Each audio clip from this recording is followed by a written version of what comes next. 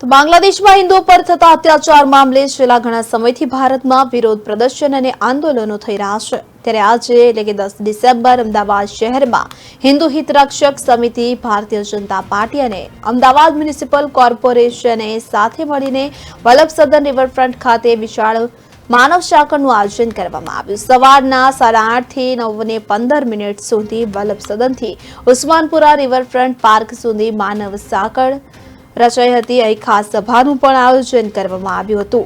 અમદાવાદ શહેરના વિવિધ વોર્ડમાંથી ઓછામાં ઓછા 150 લોકો સહિત ભારતીય જનતા પાર્ટીના સંત સમિતિના સભ્યો પણ વહેલી સવારથી જ રિવરફ્રન્ટ ખાતે હાજર રહ્યા છે।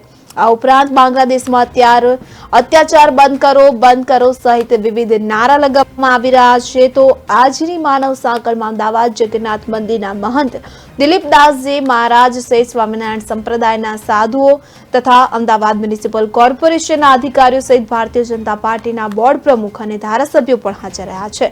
હાથમાં વિવિધ બેનરો લઈ હિન્દુ પર થતા અત્યાચાર બંધ કરવા નારા પોકારી વિરોધ નોંધાવ્યો હતો। આ સાથે જ ચિન્મયદાસજી મહારાજને મુક્ત કરવા માટે પણ નારા લગાવ્યા।